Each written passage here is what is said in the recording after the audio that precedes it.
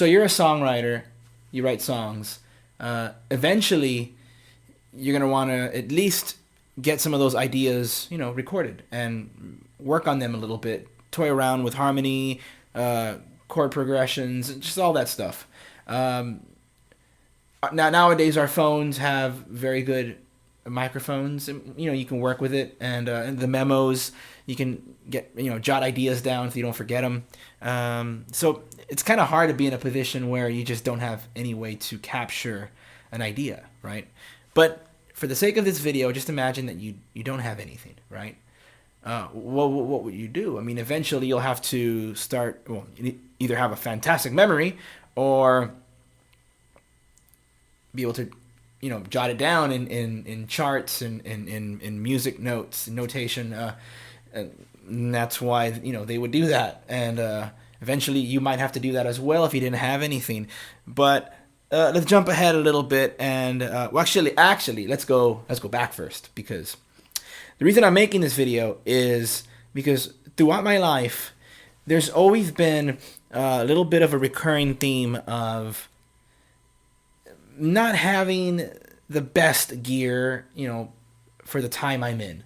And this goes back to maybe not having the greatest toys when I was a kid, not having everything I wanted, for different reasons. But what happened was I started learning how to do things with what I had, and it's been such a recurring theme that I've actually learned to kind of like this idea. Don't get me wrong. I'd love to have, the greatest synth. I'd love to have a better drum set. I'd love to have a more full version of Pro Tools. I'd love to have a lot of things. I'd also love to have a $300 belt from Swarovski.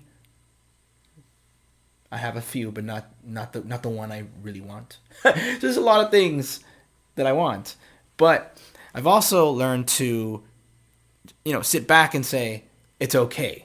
It's okay. I right over here I have 4 guitars, two that work well. I have 3 basses. They all work. I got a drum set. I got all this. I can make music.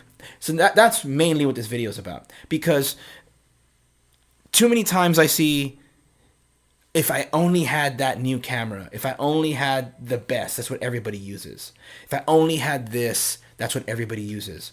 Then I could, do something. That's not necessarily wrong. I mean, if there's a certain thing in particular, and you know what I'm talking about. If you're someone who's like knows exactly, you research, and it's like, I need this to do that, you might not be wrong. But there's also a lot of people that just want to be productive and be creative and keep moving forward. Well, you'd be surprised that maybe you might just not need what it is you think you do.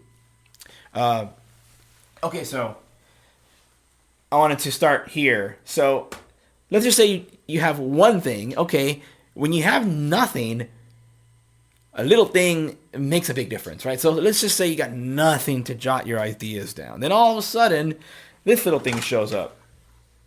Cassette.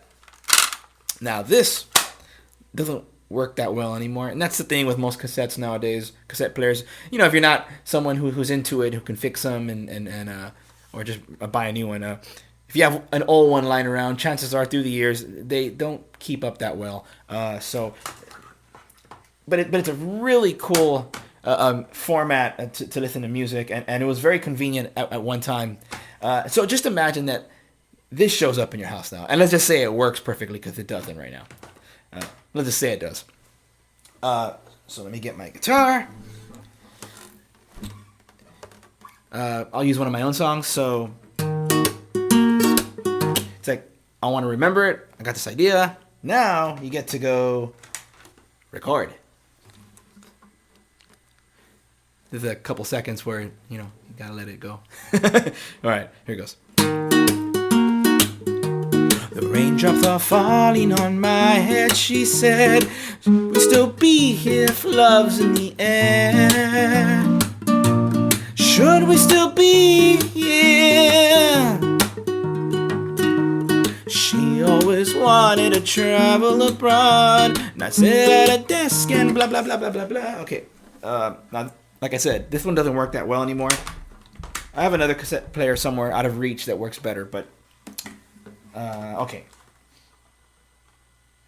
So, imagination, it works beautifully, but just for the sake, of the video, let's hear it.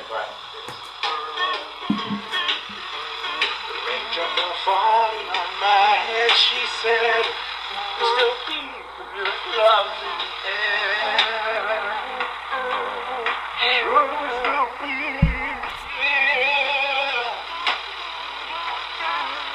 She always wanted to travel abroad. Okay, you get the idea. If it worked well, it would have sounded, fine. That nice little tape sound. But anyways, my point is that this would be a blessing if you had nothing, right? And you could, and then say it worked right, it would sound pretty good. And you could remember all the things you were writing. You could jot your ideas down, and just, you could record your song and say, get a good version of it like this and be like, hey, grandma, or, whatever. Hey, mom, hey, dad, or, hey, wife. Or if you're a girl, hey husband, listen to what my song, to play it, you can just play here, listen. And, if it's a good song, they'd be like, cool. So, all right, I'm going up, I'm jumping up, But, and granted, there were pretty cool multi-track consoles back in the day. So I had a 4-track, and it was awesome. I mean, 4 tracks, and you can do a lot with that. I mean, if you have a mix board, you can get your band on the mix board, shoot that into 1 track, and, go from there, You can do a lot with it if you're creative. And that's kind of what I'm trying to push here, so I'm trying to reach for something here. I probably should have gotten it out before I did the video, but let me get it, because I want to show it. Okay, so after the 4-track, after the 8, there was an 8-track. I actually still want one of those, to be honest. 8-track Tascam, but they're expensive on eBay. So I've always kind of wanted to get one and record like a very lo-fi kind of punkish kind of record. So that'll have to wait, but one day. All right, so after the cassette multi-track recording things came stuff like this. So this is a digital, pretty much the same thing as the cassette, but now it's a digital. This was the Korg D12. Actually, there was a period before this where I had a ADAT with everything for a little bit, like late 90s, early 2000s. And I bought my parents bought me an ADAT, and just one, because you could pile up the ADATs and get like 24 tracks, but they got me one that had 8 tracks. So I did a lot with that. And then the ADAT's like a VHS looking tape, so we're still on that sort of recording medium, I guess I could say. So when I moved over to digital a couple years later, and you might say, well, Chris, I don't think you had a lot. I would always get things way late. For example, when I got this, everybody already had them for a couple years, so or more. So I got this, and man, I recorded with this all the way up until like 2011. Under the Same Sky is an album I made in 2011. It was the first one I went to hear, but hold on, I'll get there. So it's a Korg D12, but it's actually 1, 2, 3, 4, 5, 6, 7, 8, 9. It's actually 9 tracks, and then you can bounce them to 1 and 2, 11 or 12, wherever you want, and then just keep bouncing, and you get however many tracks you want. Although you know how that works when you bounce, it kind of goes down in quality every time you do it, and you got to be careful. But then again, I think all the legends of the past, Queen, the Beatles, everybody before unlimited amount of tracks, well, there was bouncing, and there was only so much room on that tape or something like that. I don't know everything, and things started sounding smaller and smaller and smaller the more tracks you get on there. So, there was a limit, and they pushed it, and classic songs from there. So, I mean, you could use this and get creative and bounce and, get 100 tracks on there, I guess, or something like that. So yeah, so I used that until about 2011. And it's not one of those things. It's like, yeah, back in the day I did that, and there's no proof of it.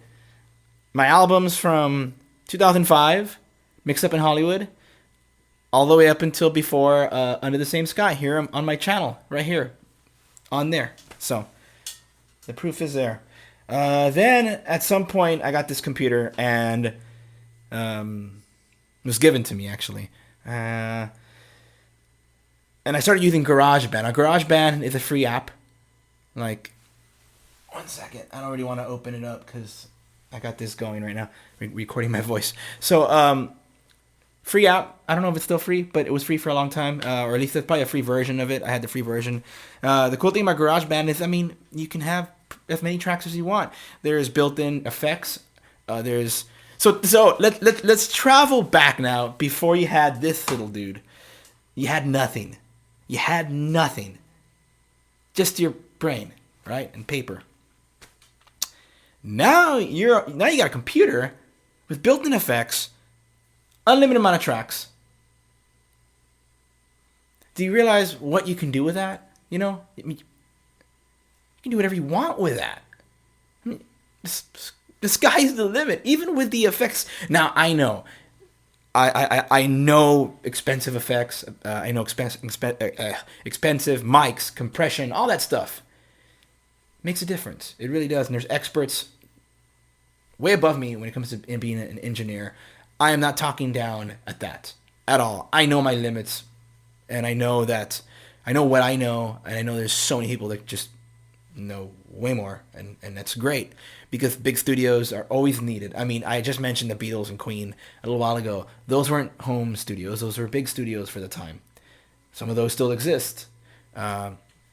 With modern gear added to those studios. Abbey Road. But my point being that we're not always all in those positions.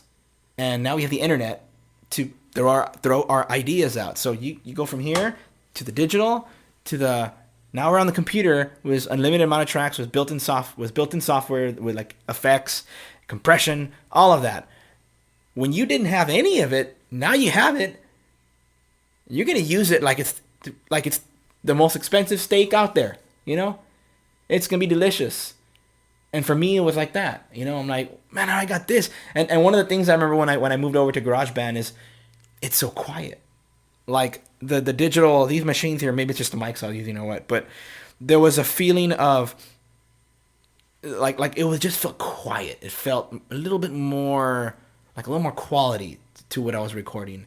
And that may be laughable to some people, but for me, it was like, I moved up, and it felt great. Okay, so from 2011 to 2014, I used GarageBand.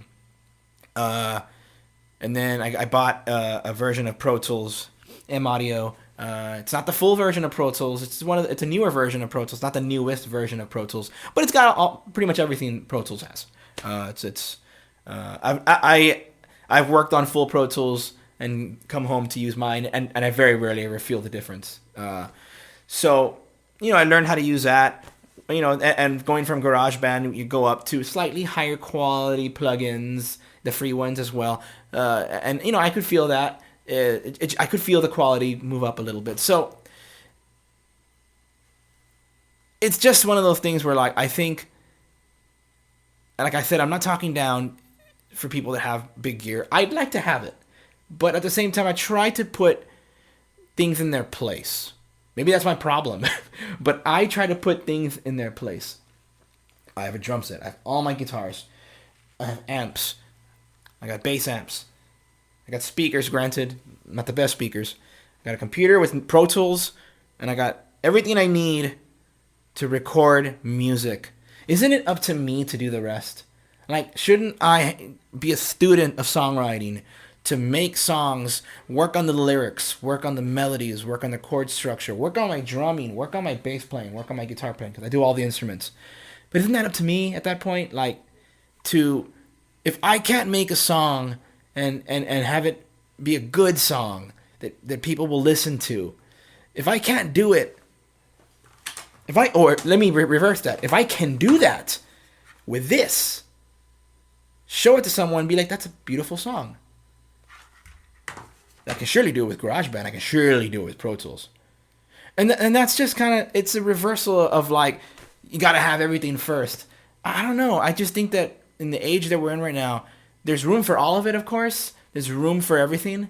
But I just don't see enough of that. And I think here's a good example. Like, you're on Facebook. You see a video of a guy, and I may have talked about this one before, but it's just so authentic and cool. It's a guy playing a guitar with one string. Actually, the few videos of a few different people playing guitars with one string. But this one in particular, I don't think it takes place in America. It's somewhere else. I can't remember where, but there's a guy playing like a guitar. It's got one string. It's like not a real guitar at all. I mean, it was made. But you hear the passion for music in that one string, and he's singing. Just great, right? He made it. And millions of views. Of course, granted, a little bit of that is the shock value. I know how viral videos can be. So in the comments, people are always saying, man, get the man a real guitar. I'm like, well, we don't know if he does have a real guitar. He may. It's just one video, you know. So I did a little more research, and sure enough, guy's got a lot of real guitars. He's a very good guitar player. But there's something about that video that worked, right? Because it's just, when you're passionate about music, you can make anything work. And that's the beauty of it. It's no rules.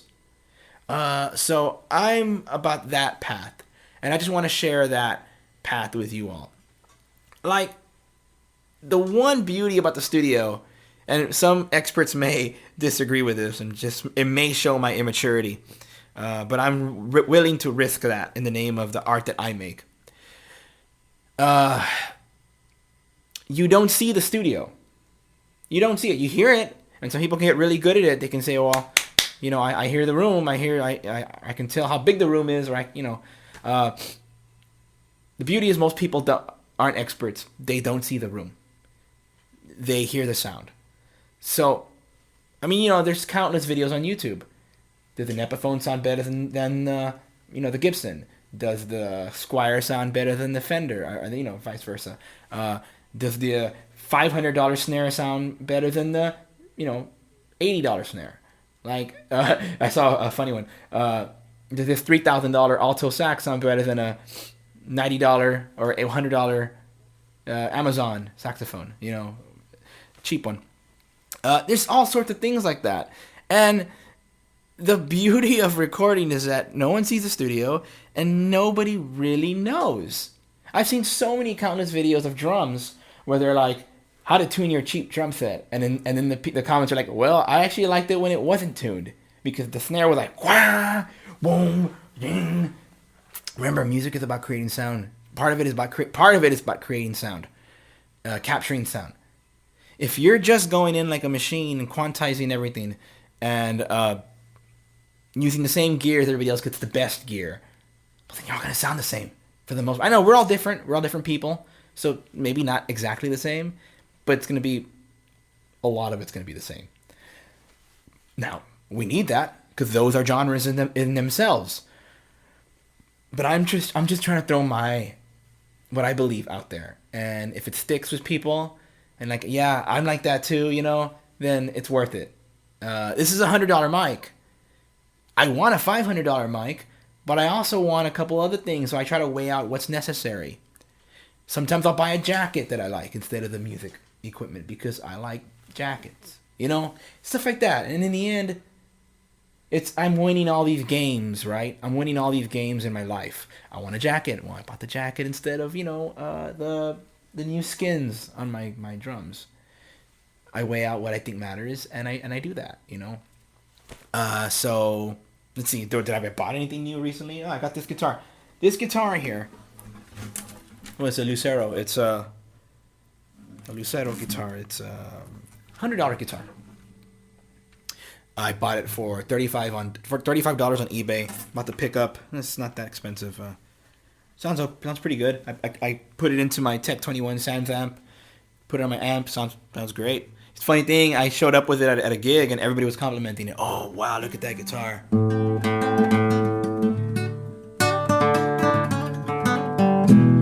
Oh, what kind of guitar is that? Oh, it's a $99 guitar. But it looks beautiful, and that's what caught my eye. I'm like, I want a black, shiny nylon string guitar. I looked for it and I found it, and thankfully it was super cheap, so I bought it.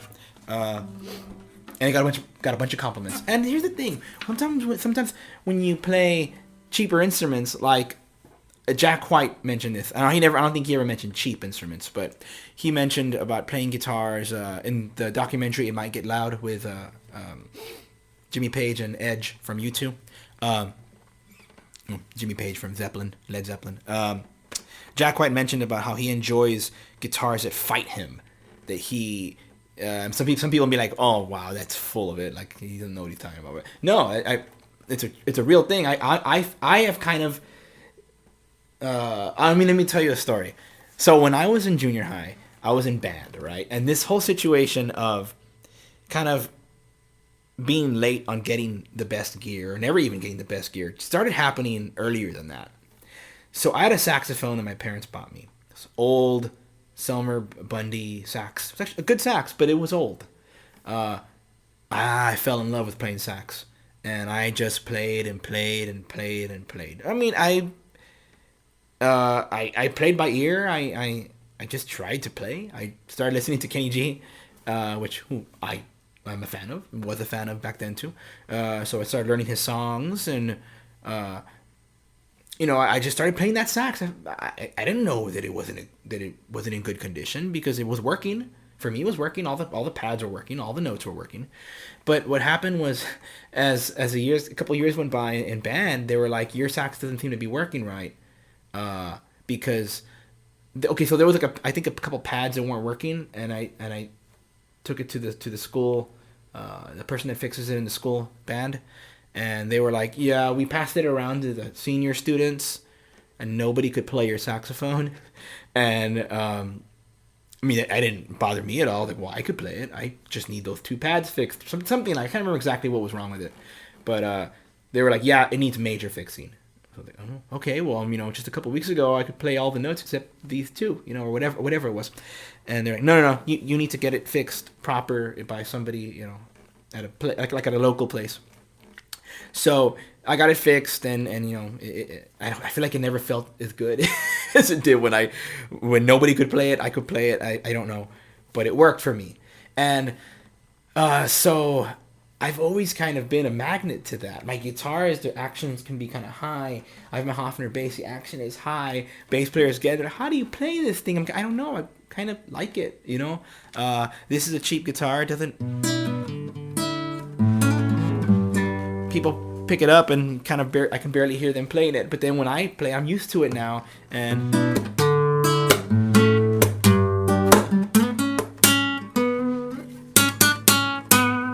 one of the things you notice, I recorded a song called Lighthouse with this guitar last year, and I pick up like the expensive nylons, and they're like butter. I mean, freaking easy to play. I mean, I can feel how the expensive feel of the expensive ones, if they ring out amazing, right? But then I'm like, yeah, but the fighting the guitar creates an attitude in the studio. Now, if you listen to the little part of my song where I go, right? Well, when you hear the recording, when I hit this note, it almost sounds like 2 or 3 notes, because there's like harmonic like things ringing out, and like they're not entirely in tune, but it sounds good. It sounds good. You hear the guitar, like breathing out, and I think that creates like an attitude, and I like that. Anyways, so let's see what else. Just use what you got, and go from there. You can get one thing at a time. One thing at a time, learn that thing you do have, and make it the best as you possibly can. Now, if you have a room full of, synths from the 80s that now cost like $25,000, what are they, Jupiters and, those kind of keyboards that I would love to have as well, which maybe one day one can dream, and you got no spared expense on, Les Pauls, and you got it all, then learn how to use that as good as you possibly can, and that's definitely not a bad thing. But I like to use what I have and go from there, And I if that rings with somebody, and somebody can comment that you're the same way or whatever. Tell me what you use. I'd love to know. It's a challenge. Like I said, when you go back to not having anything, nothing. I mean, you imagine if like some of those old composers, from the 1700s, had the opportunity to use Pro Tools or even a cassette player. Like, oh wow, I can hear what this sounds like played back. I'm sorry if that sounds stupid, but like, I mean, as we go forward, we have to appreciate what we have right now. And it's pretty amazing that we can do the things we can do. It's okay if if the shade of reverb isn't as see-through or perfect as some of these higher end ones. It's reverb. It's reverb. To most people, it just sounds like reverb. Maybe I'm wrong, but that is what I believe.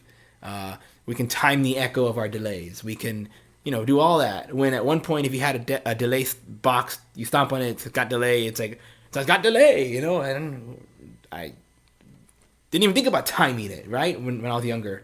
Well, now you can time it. Now you can do all that. Now you can put compression. Now you can do all that from a little thing like this. And there's a lot you can do with it.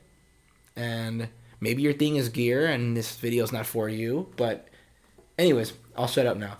I think I got the message across. This is my home studio, and I try my best. And I think it's definitely something that right now we need more of. People to try to be creative with a song. And I'm like that with songs too. Sometimes I try to learn new chords and new like more music theory and stuff like that. But like sometimes I'll learn a couple chords, a couple things, and I'll try to implement them in my songs. But then I'll think like, well, man, like D major, G major, C, A minor. I mean, it's all there. It's about the lyrics, it's about the melody, it's about the feeling you have when you write these songs, and then the growth that song when you put it down, and there's just an energy to that, and dare I say even a spirit to that, and I sometimes like to focus on the little things, and that ends up making me who I am, and I've always been that way. So, anyways, I don't want to go too long, so hope you enjoyed that. Hope it made sense. Until next time, rock on.